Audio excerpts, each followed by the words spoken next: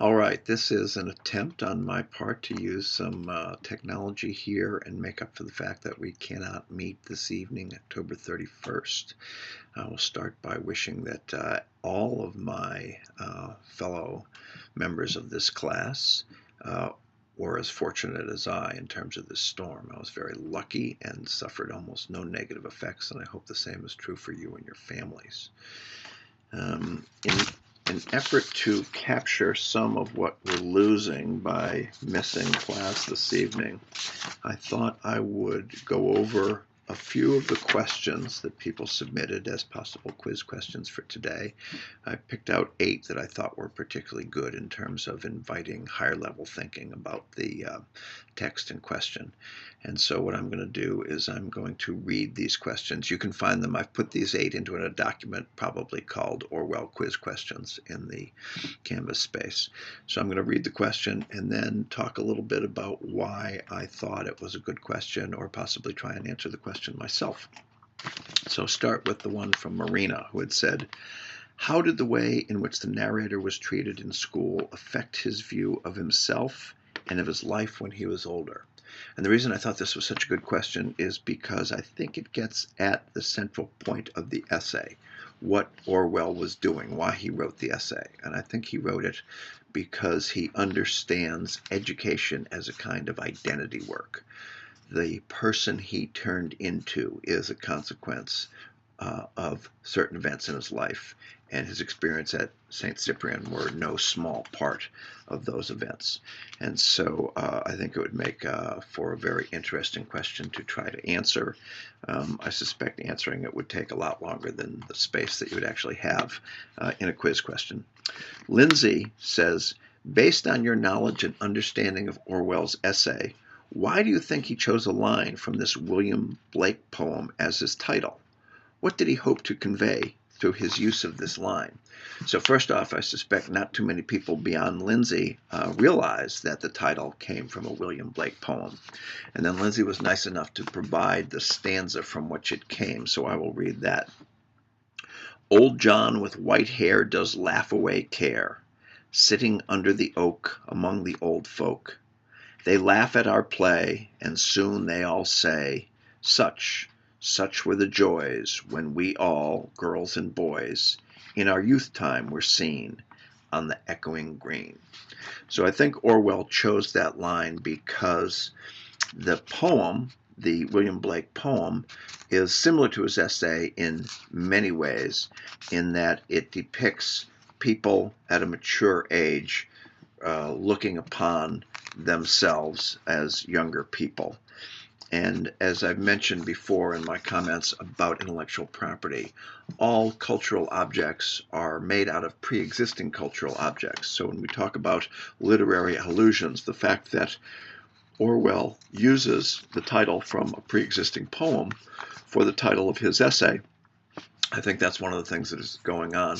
But the other thing, that the second question Lindsay asks is, what did he hope to convey through his use of this line? And I think clearly a sense of irony, because I don't think any sane person would describe most of what is depicted in the essay as in any way joyful. So I think he was being rather ironic with that title choice.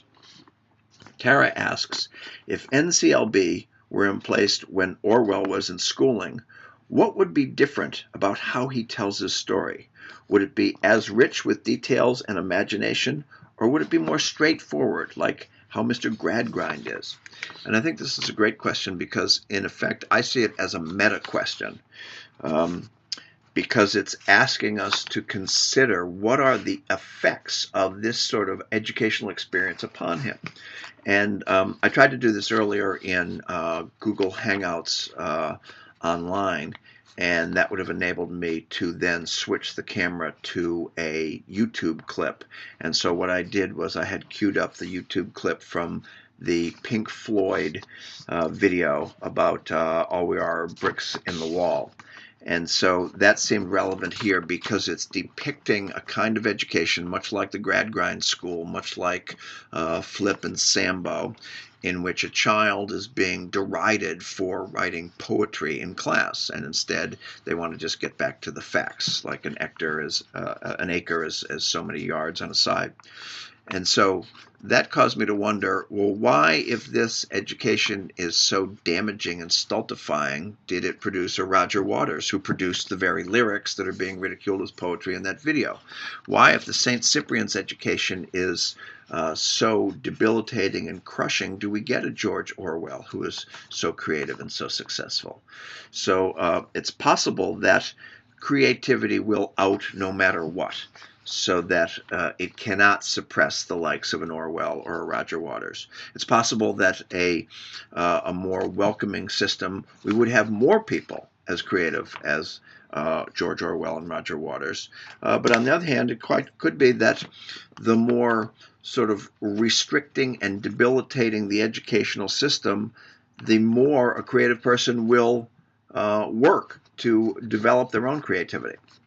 So I think it's an interesting paradox.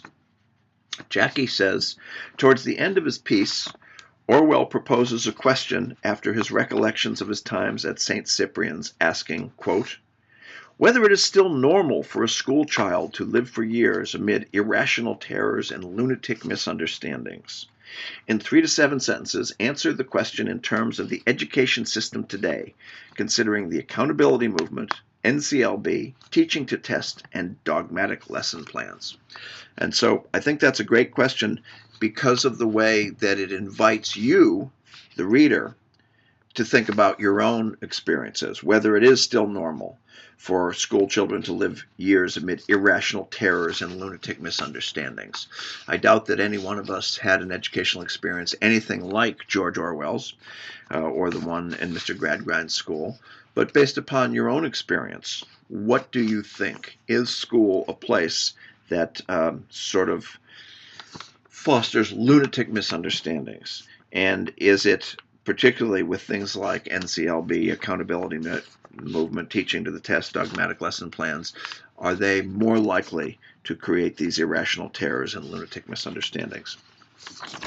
Sarah says, in a few sentences, explain why Orwell describes the process of education at St. Cyprian's as, quote, a confidence trick, and how does this relate to the process of education in today's public schools? So I think in order to understand that question, we need a little more background. So it's on page 4 of the essay, where Orwell is talking about the fact that after he declared that he would be a classic student, then he is just filled with facts about Greek. So he writes, over a period of 2 or 3 years, the scholarship boys were crammed with learning as cynically as a goose is crammed for Christmas. And with what learning? This business of making a gifted boy's career depend on a competitive examination taken when he is only 12 or 13 is an evil thing at best. But there do appear to be preparatory schools which send scholars to Eton, Winchester, etc., without teaching them to see everything in terms of marks. At St. Cyprian's, the whole process was frankly a preparation for a sort of confidence trick. Your job was to learn exactly those things that would give an examiner the impression that you knew more than you did know, and as far as possible to avoid burdening your brain with anything else. Subjects which lacked examination value, such as geography, were almost completely neglected. Mathematics was also neglected if you were a classical. Science was not taught in any form. Indeed, it was so despised that even an interest in natural history was discouraged, and even the books you were encouraged to read in your spare time were chosen with one eye on the English paper. So I think it is quite striking how similar that description is to some of the effects of No Child Left Behind and NCLB-type school reform. Maggie says, in 5 to 7 sentences, draw at least 3 comparisons between the way of teaching at St. Cyprian's and current public schools in the United States. In what way can Flip's teaching style be compared to how teachers are expected to teach today? And I think we'll need to go to page 5 of the essay to give you a reminder of what Flip's teaching style was. So Orwell writes, Flip, who took the higher forms in history, reveled in this kind of thing. I recall positive orgies of dates, with the Keener boys leaping up and down in their places in their eagerness to shout out the right answers, and at the same time not feeling the faintest interest in the meaning of the mysterious events they were naming. 1587, Massacre of St. Bartholomew. 1707, Death of Aurangzeb. 1713, Treaty of Utrecht. 1773, Boston Tea Party. 1520, oh, Mum, please, Mum, please, Mum, please, Mum, let me tell him, Mum. Well, 1520, Field of the Cloth of Gold, and so on.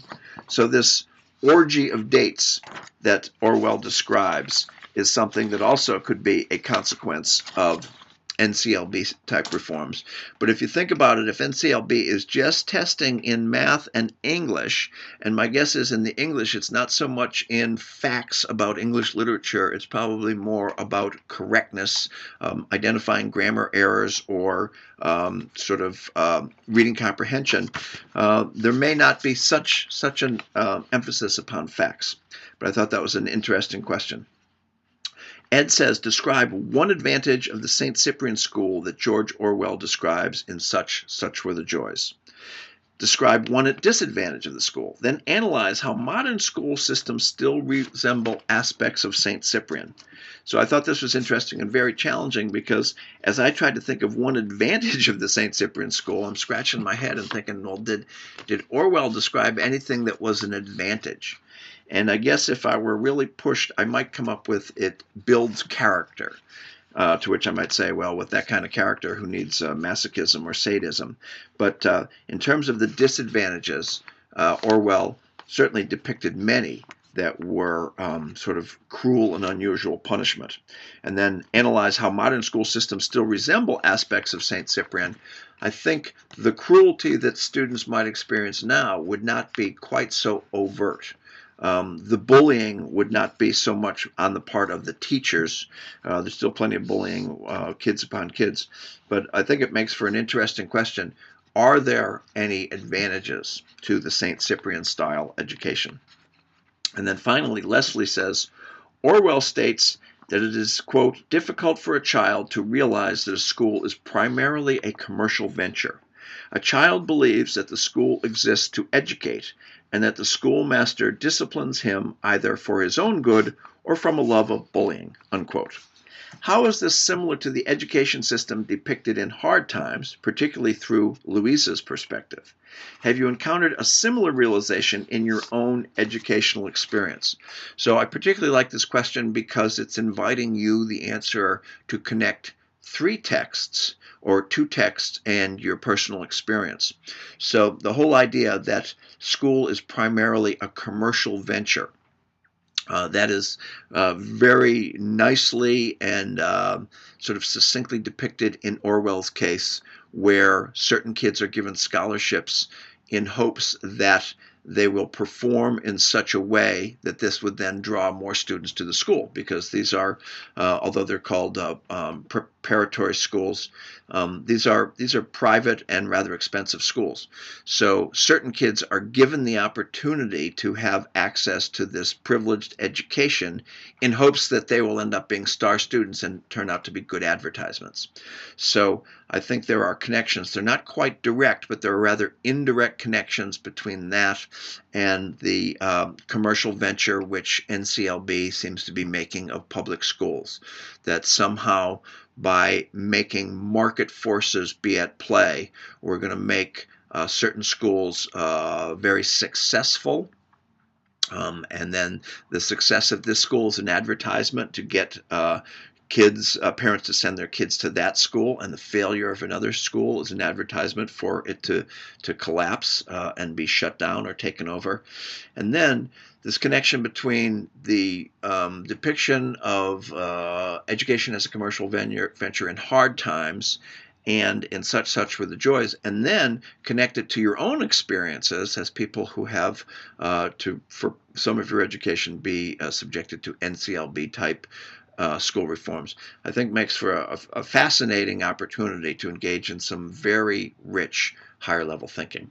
So that's it for now. I might come back at you a little later with some more about it. Oh, one thing that I wanted to say, that few people seem to key into the whole class system and classism that was very much evidence in Such Were the Joys. And I hypothesized earlier, and I suspect I still believe it, that many of you might be quite familiar with race due to your own experiences growing up in New Jersey with a lot of racial diversity. And my guess is that many of you are probably rather able to talk about gender, in part because of the very marked successes that the women's movement has had in this country since the 60s and 70s. And so your gender consciousness is probably pretty good. I wonder about your understanding and ability to speak intelligently or to think clearly about class.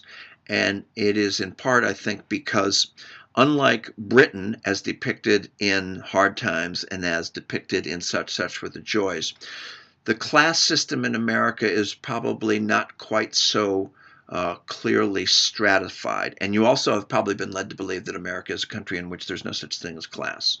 And I'm hoping that by now you probably understand that there are class differences, but my guess is that it's an area at which you are not yet, you don't have the vocabulary or the experience to talk, to be confident to talk about class in America. And I think since it does loom so large in NCLB and other type of educational reforms, it's something worth thinking about. So maybe there will be an opportunity for us when we do again meet in person to talk about some of the class issues that show up in Such Were the Joys. That's all for now, and I really do hope that everybody is safe and well, and that Hurricane, what was this one's name? Hurricane Sandy was not too hard upon you or members of your family. Talk to you later.